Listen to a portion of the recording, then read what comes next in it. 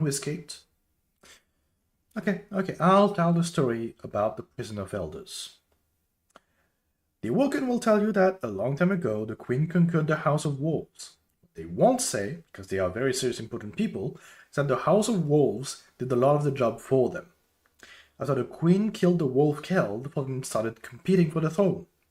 One of the first battles was called the Eos Clash, and I wasn't anywhere near it, but I'm pretty sure I'm not making this up. A fallen named Skolas wiped out one of his rivals in the Eos Clash. The battle cost him so much he got to thinking, if the Reef killed my boss and gave me a chance at the throne, maybe I can use the Reef to kill all my rivals too. Pretty good, right? When it told me I had to be a vanguard, I went to ask some fallen how I could get out of it. They just told me to kill all my friends and then myself. Anyway, everyone involved in the Civil War started trying to play their rivals against each other, and they were working too. No one wanted to become so strong that they'd be a target. They wanted to bleed their own forces dry doing someone else's dirty work. Cutthroat politics. And who's the best at cutthroat politics? That's right, Her Majesty the Queen of the Reef. At the end of the wars, the Queen had played her way into the strongest position, and she had a collection of foreign nobility and servitors she thought might be useful to her. Of course she thought so. She just used them against each other and won absolute control of the Reef, the Belt, and the House of Wolves. She wasn't about to just toss away her playing pieces. She kept them frozen in her prison, the prison of elders. And she gave the keys to that prison to my buddy Varix, a fallen who showed her loyalty. Prison of Elders is a really curious thing. It holds creatures of enormous power, not just wolf nobility, all kinds of beasts captured by corsair expeditions or lured in by the Queen. And it holds them well. The Queen, she can do things I don't understand. There's a power behind her, or in her, that values the prison. Which is from Cade 6, overheard in a tower lounge.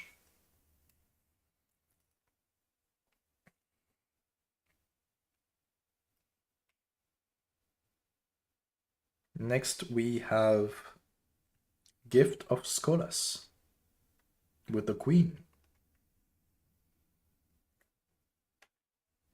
For a while, the only lights were the eyes of the witches tending to the cell. The drone of the soul machines echoed through the prison. Gas billowed and ebbed into the shadows. She entered. They scurried to their points around her, the method of their arrangement precise. The Archon-priest has been retired, my queen, said the witch to her right. Far from throne and audience, she moved without theatre. Any word of Calyx Prime? We still sense something among the Anankis. This voice came from behind her. She did not turn to acknowledge it. For the span of a brief silence, she moved between the sealed cells of the wolf nobility with her witches in constellation around her. More of your brother's crows have entered the cauldrons of Rhea. The witch directly before her spoke with a dry buzz. The Nine do not approve. She stopped a moment to study the sealed face of a cell. The cloud of her breath mingled with the slow exhalation of cryonics. Send them one of our prizes, something to commemorate our mutual victory. And which of your prisoners would you gift? She paused to think. It was only for an instant. Send them Skolas. A lovely gesture. She cocked her head as if listening to a frozen heartbeat. And remind them this. The crows are mine.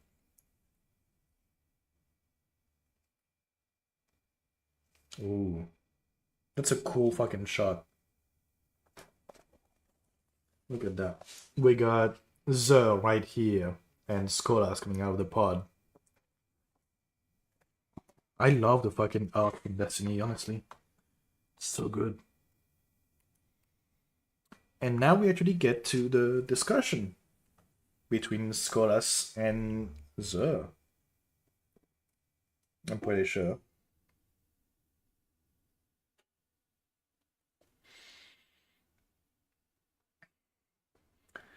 The cell cracks open. Skolas, Wolf Kell, stumbles out and crashes to his knees. He tries to leap at the creature before him, the shape in the fog, to show it why it should be afraid. But the weight of grief smashes his legs against the cell. The rage upon him beats him to the floor. He falls on all four hands, his mighty armor thundering against itself.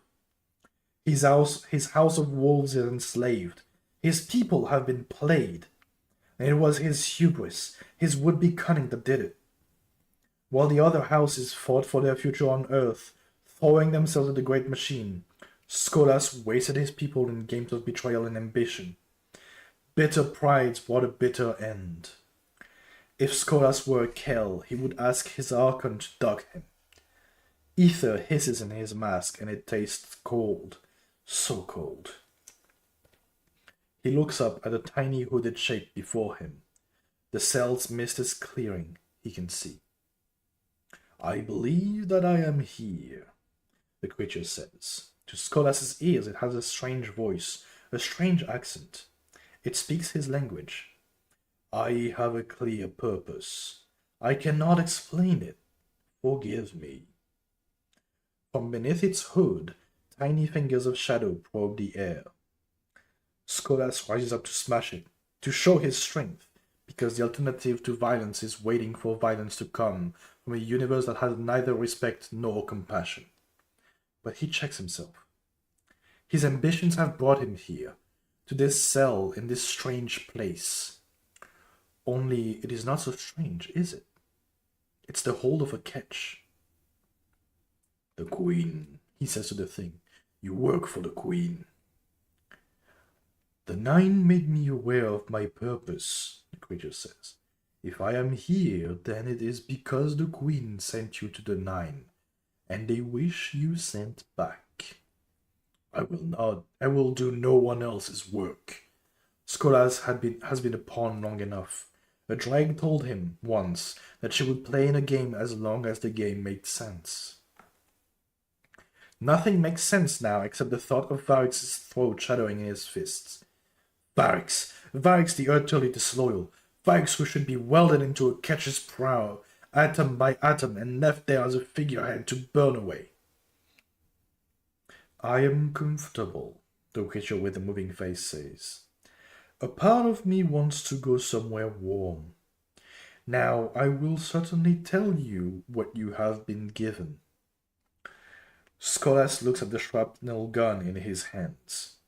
Skolas imagines what he would do with it if he could reach Varrix, or the brother of the Queen, or the alien Queen. Will it save anything they've lost? The world's ducked from them. No, it cannot change the past. Only the future. Only the chance that his people might one day know themselves as more than pirates and scavengers. He should never have tried to be Kell of wolves. He should have tried to be Kell of everything. Everything wants to kill his people. The machines and militants and the Greenhide Hive, the dead soldiers that hold the great machine and come out crusading to wipe all hope away. The sheep will be yours, the creature says. It hunches over itself as if burdened by its own shape. If you speak, you will be heard. I will go now. You are free. He tries to follow it. He fails. Somehow it is gone. He goes up to the throne room and set his weapon down on the great seat. Skolas, Kell of Kell, goes to the ship's con and looks for the sign of a servitor, for the way to plot a course.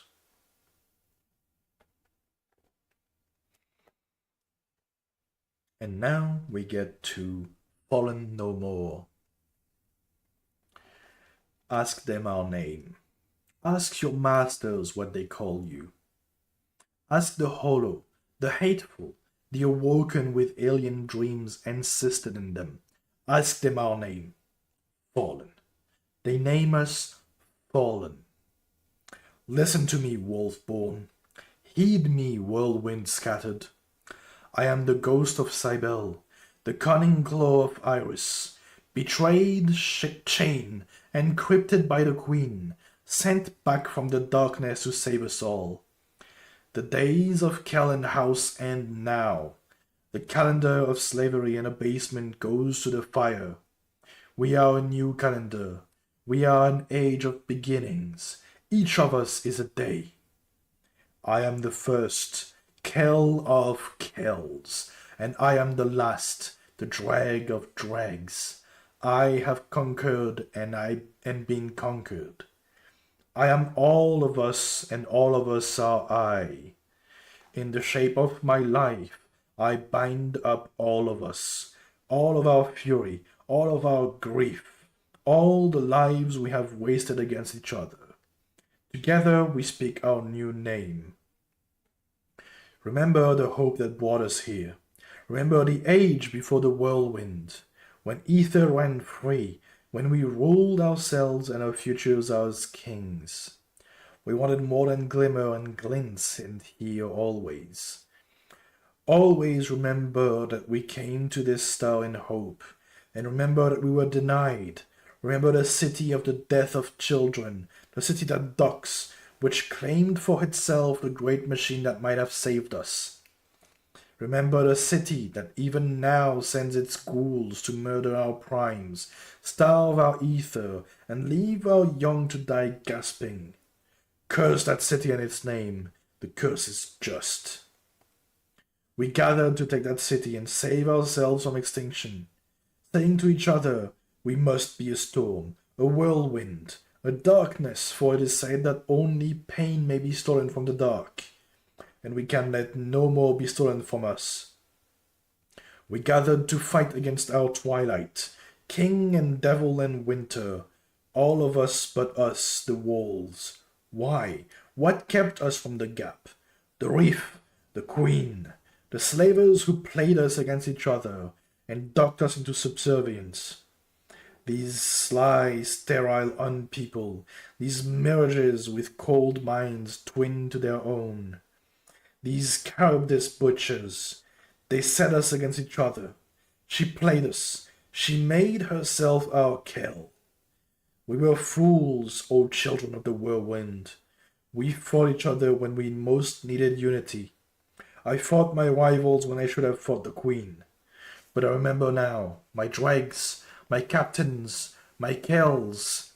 Each of us is all of us, and I remember. We are a people of resilience. I am the Kell of Kells, because I want what we have lost. I am the drag of dregs, because I remember that the drag will grow back what is lost to him. Ask them my name. Ask them with the shock blade and the shrapnel launcher. Ask them with the skiff and the kitch. Ask your masters by what right they master you. You who have been hardened by centuries of flight. You who inherit the whirlwind. Ask the queen for her throne. Ask them our name. Let them answer. You are Skolas, Kell of Kells. You are fallen no more. It's a hell of a speech, not gonna lie. Now we have a bit of a description about the Silent Fang, which we've heard a bit about. Commanded by the fearsome Drevis, Wolf Baroness, the Silent Fang are a unit of elite stealth warriors and assassins, instrumental in Skolas' rise to Kellship among the wolves. The Silent Fang also menaced the Queen during the Reef Wars. It was Drevis and the Silent Fang who raised Amethyst, and then tracked the Queen's armada in the Battle of Iris. Though the Silent Fang suffered a serious blow when Drevis was finally thrown in the prison of elders after the siege of Pallas, they continued to threaten the Queen's forces until the war's end. And next we have excerpt from the Reef, the hunt for Skolas. Varix. My queen, my Kell. It is Skolas, they say. Petra. That's impossible. My lady, you assured us that Skolas would never be seen again. The Queen. Has it been confirmed? Varix. What does it matter? They always fear him, dead or alive. If not this Skolas, then another Kell. It is why the Queen Breakers rise and the prison breached. No one will call you Kell when a true heir makes a claim. Queen. Petra, report to my brother for any intel from the crows. Varix, see to your channels. Find the one who calls himself Skolas. Varix. Yes, of course, my queen. My Kell. Petra. Your Grace, I will not relent until it is done. The Queen. I know. That's why I've called you back. And we have the mission Kell Rising, which is basically the missions from the House of Wolves DLC of Destiny 1. The dialogue between the Queen and Petra. So, it is no lie. It is Skolas. Yes, my lady. The Guardian got eyes on him in the Ishtar sink. I used ghost telemetry to confirm. Same pelt, same awful voice. We drove him from Winter's Lair. How did he? And you would have me consider this a success. What of Winter itself? Your report is unclear. You are correct, my lady. I would not call our mission a success. Skolas managed to win over, well, a substantial number of Winter soldiers have taken up the Wolf banner. He calls himself Kell of Kells now. We found him once. We can do it again. I have a plan in place. As soon as the Guardian returns, then go. Continue the hunt. Petra, you must not fail. I will not, my lady. Second mission, gun to ground. Petra paces back and forth before the console. At the controls, Varix efficiently moves through a decryption sequence. 4 arms interweave as his claws dance across the interface. She shakes her head. His cybernetic arms whine, almost imperceptibly. Tiny, high-pitched noises as the servos manipulate the limbs. Well? No sign of Skolas, but the silent Fang. He has unleashed the Fang. They hunt the devils on Earth. The Fang on Earth? Devils and kings? Nice work, Vax. Pleasure is all mine. It's the mission The Silent Fang with a dialogue between the Queen and Aldrin. Ah, I had not thought it would be so easy, my brother. The Silent Fang brought low. I do not see why this is funny. This Guardian may have dealt with them on Earth, but my crows say we still have much to fear. More of the Fang survive. Nearly every one of them made it out alive. I find no humor in any of this, brother. The Queen rises and descends to the bottom of the stair, turning in place to take in the chamber. So empty now. No wolves to sit at my feet. My guards. Talk to Petra. Set more bounties. Hunt down any of the Fang your crows can track. They may have escaped the prison of elders, but they will not escape my wrath. It's the mission, the ruling house. Dialogue between Varix and Petra again. Varix stares up through the shielding surrounding the Vestian outpost. The thin filament of energy almost imperceptible, keeping in the heat and atmosphere within the confines of the hollowed-out Ketch hull. His mandibles idly opens and close as he contemplates the view. To himself, goes after winter, devils, kings, seeks power. Kings denied him. Kell of Kings hides well. Perhaps he will take back the great machine. Perhaps I chose the wrong side. It is not too late. Petra overcomes. Varix, Crows are reporting. Skolas is back in the Ishtar sink. They're all over the Vex networks. Vex. Yes, right away. Next with a mission, the Wolves Gambit. With conversation between Aldrin and the Queen again. Nearly the whole fleet, Your Grace. Back in the Ishtar sink. He fails at his little prophecy, so he'll look to rule from Simic's Fell. Now that Traxxas is gone. I thought the same thing, but my crows say he's not there. We found more of his guard leading parties into the Vault of Glass. Interesting. Tell Petra I have changed my mind. Skolas is to be brought in alive. In a mission, Kell of Kells, conversation between Petra and Varix. So, any other fallen houses hiding he'll try to convert? He may seek to gather the exiles, but they will not follow. They follow none. No Kell, no Archon. What about this House of Rain? The prophecy you keep quoting. House Rain lost in Whirlwind. No survivors, but I keep their prophecies.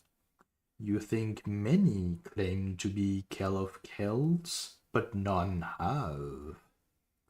House Judgment closest things to peace the fallen ever know. Maybe you are the Kell of Kells. Looks like Skolas returns to Venus. I'll find the Guardian. And we have a new part, the Queen's Ransom.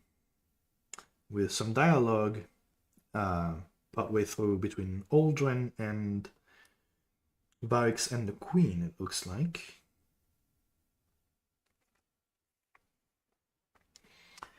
A bellow erupts from the barred grate at her feet. Bony fingers claw at the bars, their sharp points just inches from her toes. Prince Aldrin chuckles. At the edge of the room, the Techians circle, their implants glowing faintly blue in the shadow. He's been amusing since Petra bring him, Varix interjects, practically purring with glee. He say Kell of Kells over and over, and other such nonsense. Skolas bellows again. Varix strikes Skolas' grasping fingers with his staff. The Queen's expression remains mild. She looks down her nose at the glowing eyes burning in the shadows beneath the grate. Skolas falls abruptly silent. Then a low, soft growl, almost like a whine, echoes from the cell below. Varix's mechanical hands click as he snaps them together in surprise. What's he? Begins Aldrin. Varix interrupts with a burst of guttural clicks directed at the grate. The Queen does not react. What did he say? He says... Varix hisses under his breath. He makes no sense, my Queen. He speaks of light snuffer, dark binder. The Queen aims her eyes at Skolas, her expression unchanged. I see. He will not say more. He does not need to. She turns towards the door. My Queen, what of this one? Says Aldrin. He awaits your sentence. You would not sentence a rabid dog, or a hive thrall, or a bomb. The Queen's justice is wasted on one such as it. She paused. Varix? Yes, your grace. Skolas is yours. Let the children of light have their play with him.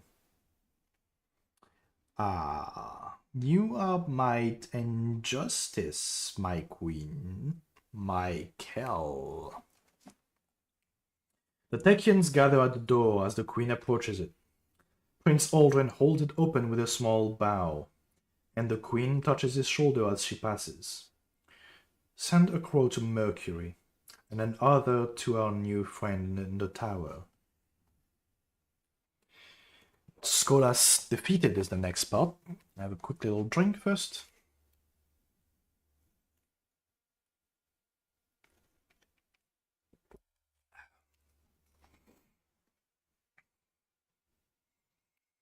Skolas is dead. Varix sits carving at his piece of amethyst. His undocked arms are weaker, less precise, but it is a comfort to feel the crystal press hard into his palm. The knife slips. He cuts himself. "I," he says, and of course, right then the door opens. Varix has no privacy. Varix wants no privacy. Varix lives to serve the queen. It's Petra Venge. She's masked against the ether air. "The prince wants to speak," she says, and then, seeing him unmasked and bleeding, she chuckles. Petra depends on Varix for intelligence, and Varix, frustrated with her insane risk-taking and bravado sometimes, gives her tips meant to get her killed. Petra has figured this out. Petra and Varix know each other's agendas and each other's strength, and to Varix that's as close as any two people can get. Petra is smart. She sends guardians now, people who can die as much as they like. "You slept," she says. Varix holds up the amethyst in his bleeding hand. It's a reef gem. "I wound myself," he says, "to make this more beautiful." She stares into the gem with a distant, awoken eye. What does she see? Varix knows she has visions, and he knows those visions haunt her, drive her. The awoken up twin to powers that terrified Varix. He'd duck himself again before it let the queen witches near him. The witches who raised Petra. The unfairness of it makes him want to roar. Why does everyone else have this patronage? Why do the Hive have gods, and the Vex have sprawling time-bent minds, and the Cabal have reinforcements? Why do the Awoken whisper to the stars and listen for the whispers back, the voices from the Jovians, the song in the dark? Why do the Guardians get the Great Machine's blessing? Was it like that before the Whirlwind? Were there fallen heroes crowned in ghosts who strode the battlefield fearless and full of light? Why do they tell stories about reclaiming the lost glory of humanity, and no stories about the lost glory of Varix's people? The House of Judgment that once kept the House of Judgment that once kept codes of dignity and law. Why can't the Fallen have that strength? But no, that strength is not for them, not for Varix. Just this bleeding, sad pragmatism. Just Drake's strength, hanging on. The alternative is Skolas' strength, fighting together, raging against extinction. Look where that's gotten the species. The House of Devil's Prime is dead. The House of Winter's leadership devastated. The poor exiles trying to claw out some security against the Hive. In the last few years, the Fallen have lost so much, and everything is escalating around them. There are gods and powers converging on the system. Old machines waking up. Old bones whispering flatteries. They need a new way. "Put your mask on," Petra says. "The prince gets sullen if he's kept waiting." "Not like us," Varix says, oh so mild. The wound on his hand will heal. His work in the Prison of Elders, setting up trial by combat, building an audience and a relationship with the reef's scavengers and armories will bring him a little closer towards rebuilding the House of Judgment. Skolas' fury has gutted out. The Fallen may yet accept peaceful, lawful rule. They may yet survive. They'll hang on. We're very patient, yes? Petra looks down on him with pity and contempt, and a strange fondness. He puts on his mask.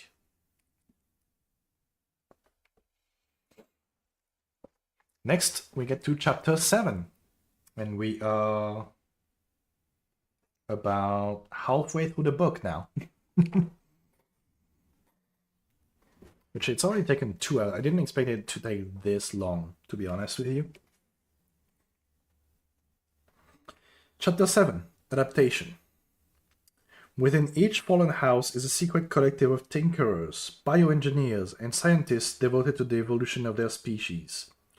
These devout engineers are known as splicers. The splicers' purpose is found in the unraveling of biological and mechanical truths. They tear into systems to reveal their value, either as tools for survival or as advancements worthy of their reverence and deification. We have a small dialogue between Ghost and Saladin. So, Saladin and his ghost, I'm assuming. I thought Siva was technology, but this? It's like something alive, growing, out of control. These devil splicers are using Siva, but they cannot control it. They are like children with a new toy. How would the Fallen have learned more about Siva than the Iron Lords? Or better yet, where did they learn? And here we get to Sepix Reborn, which amazing fucking art, honestly. Which Sepix Reborn was the boss of the raid that happened with Rise of Iron, the last DLC of Destiny 1. Actually, no, Sepix Reborn was the big fucking servitor, Sepix Prime. I don't remember what the name of the fucking boss was. We're probably gonna get to it soon, though. But frozen on the monitor was an image of Sepix Prime, the massive prime servitor that had been as a god to the House of Devils. Where once its plating was pristine, carefully maintained by the Archon Priest and his acolytes, it was now splotched with red growths. The ether power emanations that once glowed strong and pure were obviously corrupted. Guardians had slain this god, and now it was reborn through Siva. Barracks of House Judgment sneered the abomination. Golden Age project, yes? He clicked, turning to the crow. His field agent was a young awoken woman. Technology of old Earth, learned from the great machine. The Alexni burbled to himself in mocking laughter,